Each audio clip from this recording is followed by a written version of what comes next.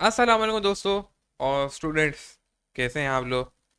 उम्मीद है आप लोग खैरियत से होंगे। जैसे कि आपको मालूम है कि हमारा अल्काइल हाइलाइट चल रहा है और लास्ट लेक्चर के अंदर हमने काफ़ी हद तक चीज़ें कवर अप कर ली थी और हमारा ये चैप्टर भी एंड की तरफ जा रहा है। कोई इतना बड़ा चैप्टर नहीं था। अब उनके लिए बड़ा होगा, उनके लिए थोड़ा समझना मुश्किल होगा जिन्हें हमारे पुराने लेक्चर्स नहीं देखे थे ऑर्गेनिक के। जिसने ऑर्गेनिक को बिल्कुल बेसिक से लेके अब तक चलता आ रहा है तो उसके लिए एडवांस चीज़ें आसान लगेंगी। एडवांस देखा जाए बहुत ही छोटा छोटा है, लेकिन मुश्किल है उनके लिए जिन्होंने अभी तक समझा नहीं है। बाकी बहुत ही आसान है। इतनी क्यों कह सकते हैं, इतना मुश्किल नहीं है। आज हम ग्रेनाड रिएक्शन के बारे में पढ़ेंगे। ग्रेनाड रिएक्शन है क्या भाई? ग्रेनाड रिएक्शन है एक ऑर्गेनिक मेटल कंपाउंड्स होते हैं, सही है। इनकी प्रिपरेशन होती है, इनको कैसे प्रिपेयर किया जाता है ग्रेनाड रिएजेंट्स को। जब भी आपको एक रेडिकल होगा और एक्स होगा, आप उसको क्या करोगे, कोई भी मेटल के साथ करवा दोगे तो ये ग्रेनाड रिएक्शन आपका बन जाएगा। सिंपल होता है, यानी आपको मालूम है रेडिकल होता है, एक्स होता है, उसको आपने रिएक्ट करवा देना। तो ये प्रिपरेशन का तरीका है, सिंपल प्रिपरेशन। इनके रिएक्शंस पे हमें असल काम करना होता है। रिएक्शंस जो होते हैं वो रिपीट भी हो रहे होते हैं आगे जाके, और बच्चों को अक्सर यहाँ पे रिएक्शन समझ नहीं आ रहे होते। अब ये क्या होता है मैं आपको दिखा देता हूँ भाई। ग्रेनाड रिएजेंट जिसके अंदर एटलीस्ट वन ऑर्गेनिक कंपाउंड होना चाहिए भाई। ये ग्रेनाड रिएजेंट की प्रॉपर्टी होती है, जैसे आपने मुख्तलिफ जगह पे पढ़ा होगा ना। तो एटलीस्ट वन जिसके अंदर कार्बन एटम जो है मेटल एटम के साथ बॉन्ड करेगा, सही है। यानी एक ऑर्गेनिक कंपाउंड होगा जिसके अंदर एक तो आपको मालूम है आपको क्या चाहिए, एक्स चाहिए। और ये होती है प्रॉपर्टी। मिसाल के तौर पे हम यहाँ पे हेडिंग डालते हैं सबसे पहले ग्रेनाड रिएजेंट, यानी ऑर्गेनिक ऑर्गेनो मेटालिक कंपाउंड्स जिसे हम कहते हैं। तो नाम याद रखना है, अलग अलग नाम होते हैं भाई। ग्रेनाड एजेंट के दो नाम है, अक्सर बच्चे परेशान हो जाते हैं। ये कहाँ से आ गया, बुक के अंदर लिखा हुआ है आपकी।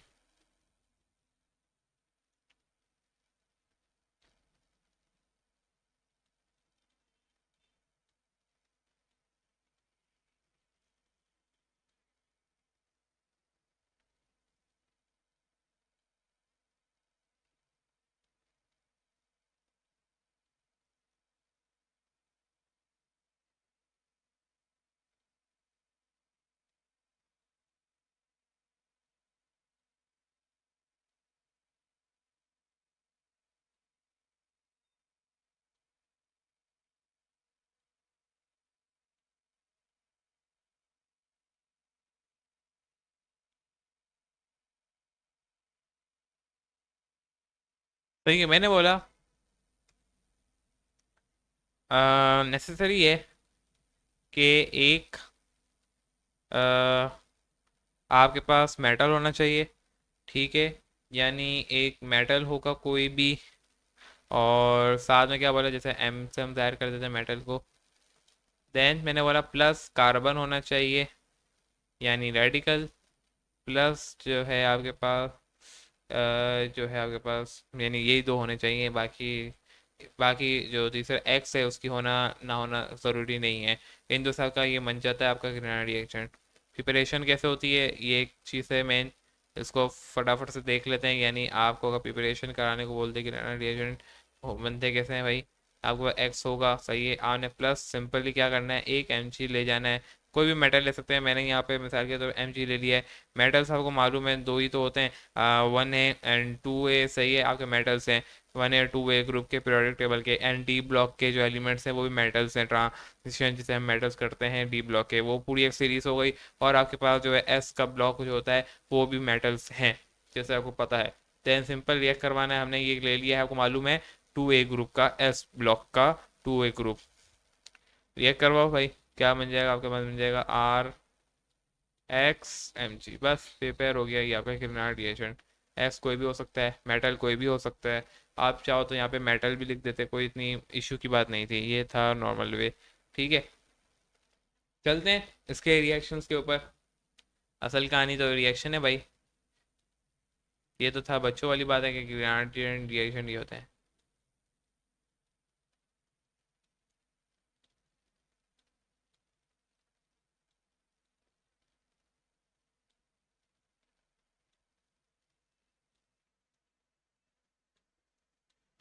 अब इसका रिएक्शन किस तरीके से, सॉरी एक मिनट, इसके रिएक्शन किस तरीके से हम कर सकते हैं भाई। अच्छा, एक तो कुछ प्रॉपर्टीज लिखी हुई एमसीक्यूज के लिहाज से वो आपने देख लेनी है, ठीक है। रिएक्टिविटी के बारे में हमने पढ़ लेना है, ठीक है। और रिएक्शंस किस तरीके के होते हैं देखते हैं। रिएक्शन है वाटर के साथ करेगा। अब ये कैसे रिएक्ट करेगा, मिसाल के तौर पे मेरे पास एक रिनार्ड रिएजेंट है, उसको रिएक्ट करवाना है वाटर के साथ। सबसे पहला जो रिएक्शन है वो आपकी बुक ने दे दिया है कि वाटर के साथ इसे क्या करवा दो, रिएक्ट करवा दो। ठीक है, मैं करवा देता हूँ भाई विथ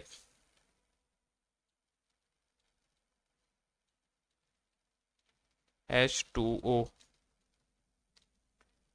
अगर किसी को रिएक्शंस करने आता है तो उसके लिए इतनी मुश्किल नहीं होगी, ये करना आसान लगेगा उसे। ठीक है, मेरे पास एक CH3 है, यानी एक रेडिकल है। साथ में मैंने बोला मेरे पास एक Mg है। ठीक है, कोई भी मेटल हो सकता है, मैंने यहाँ Mg लगा दिया। साथ में मेरे पास एक हैलाइड है, Br।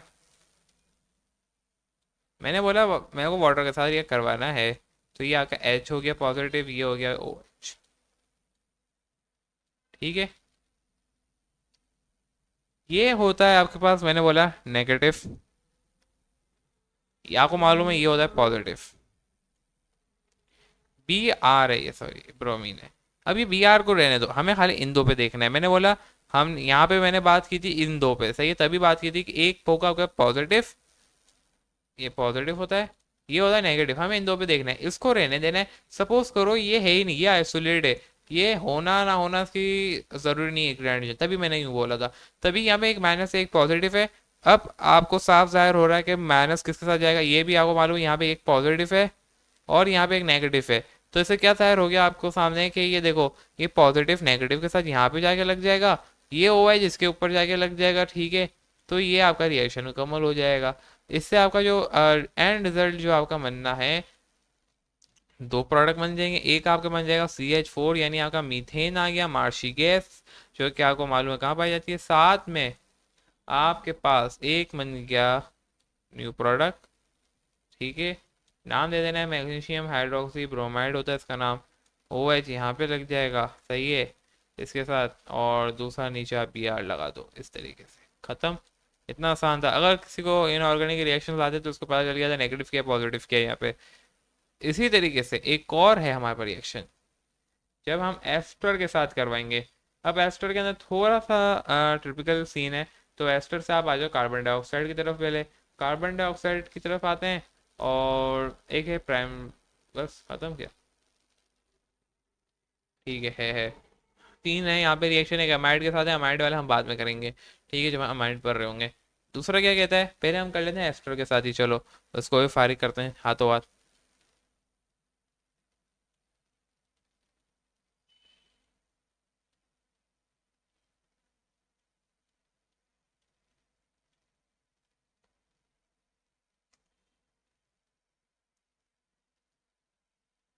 ये आ गया CH3,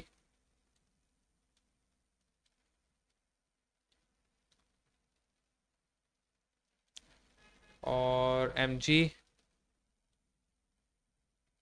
साथ में ये आ गया Br। देन प्लस करवाओ, मैंने बोला एक एस्टर है। एस्टर आपको मालूम है कोई भी हो सकता है, यहाँ पे आपकी बुक के अंदर लिया हुआ ये वाला।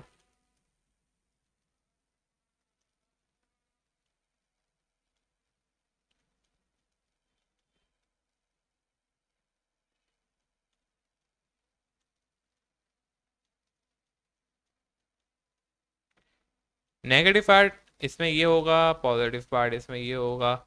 इसकी बात करते हैं, यहाँ पे नेगेटिव और पॉजिटिव सबसे पहले आपने क्या करना है, अलग कर देना है। ठीक है, ये वाला जो हिस्सा है यहाँ से लेके यहाँ तक का, यानी ये जो पूरा जा रहा है, ये आपका बन गया, क्या कहते हैं, एक हो गया अगर नेगेटिव और दूसरा हो गया पॉजिटिव, सही है।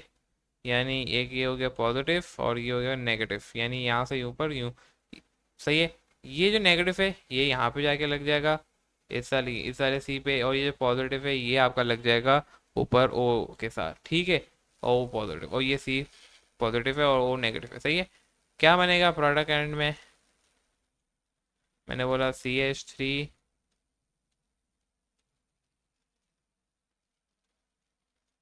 C double bond O, CH3, और साथ में है आपके पास, सॉरी,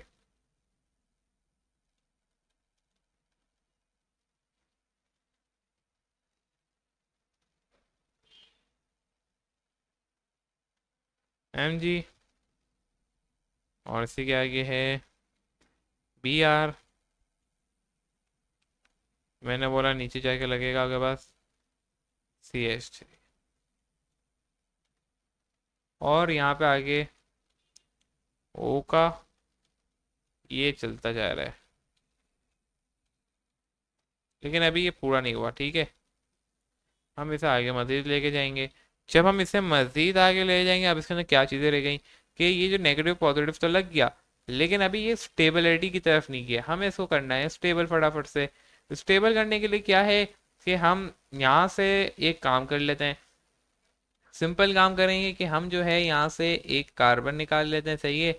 और ये जो ओ यानी जो हमारे पास लगा हुआ है इस दौरानिया में mgbr, हम इससे क्या कहते हैं, हम इसको बोलते हैं कि यहाँ से तू चला जा, ठीक है।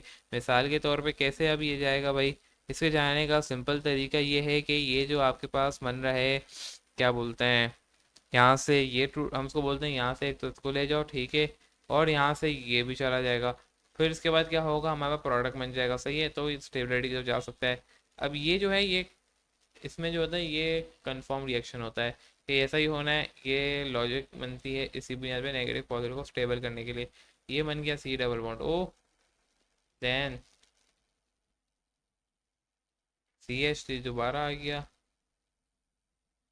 प्लस जो रह गई चीज़ें, मेरे पास रह गया एक MgBrO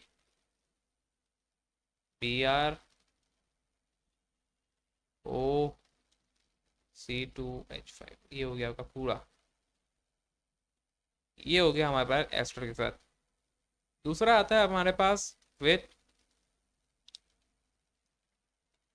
कार्बन डाइऑक्साइड।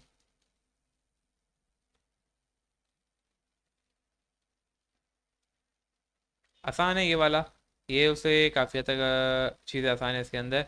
सेम तरीके से हो रहा होता है। अगर आप आ जाए अपने बुक के अंदर, यहाँ पे मैं नहीं करा रहा, मैं बुक के अंदर दिखा देता हूँ कि आपके पास CH3 MgBr है, सही है। अब इसके अंदर नेगेटिव और पॉजिटिव ढूंढना है। जिसने नेगेटिव पॉजिटिव समझ लिया, एस्टर को समझ में आ गया, तो वो आसानी से कर लेगा।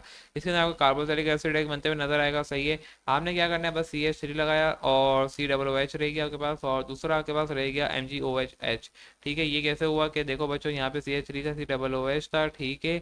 और एक एच ये कहाँ से आया है, ये बस आ गया है यहाँ पे, ठीक है, मजाक कर रहा हूँ, ये आया से फिर हमने उसको वाटर के अंदर डाला है। जब हमने उसको वाटर के अंदर डाला है, तो वाटर के अंदर डालने के बाद ये आपका रिएक्शन मुकम्मल हुआ है, हमने एक बार फिर से इसके अंदर वाटर डाल दिया है। ये होता है हमारे पास तरीके एच डालने का, सही है, क्योंकि हमें स्टेबिलिटी की तरफ ले जाना था। और इस तरह से ये वाला रिएक्शन होता है। अब हमारे पास रह गया एक अमाइड। अमाइड को हम क्या करेंगे, अमाइन के साथ ही पढ़ेंगे, यानी अमाइड बोल रहा हूँ मैं, अमाइन रह गया, अमाइन को हम क्या करेंगे, अमाइन के साथ पढ़ेंगे। जो अमाइन आपने पढ़ लिया, तो उसका मतलब क्या है, आपका ये चैप्टर भी हो जाएगा मुकम्मल। और इस तरीके से सारी चीज़ें हो जाएंगी एंड। और मिलते हैं नेक्स्ट लेक्चर के अंदर लास्ट टॉपिक के साथ, यानी लास्ट जो हमारा है वो अमाइन। फिर नेक्स्ट चैप्टर की तरफ जाएंगे। तो जब तक के लिए मुझे चाहिए ज़्यादा, मेरा नाम है हमाद। अल्लाह हाफिज़।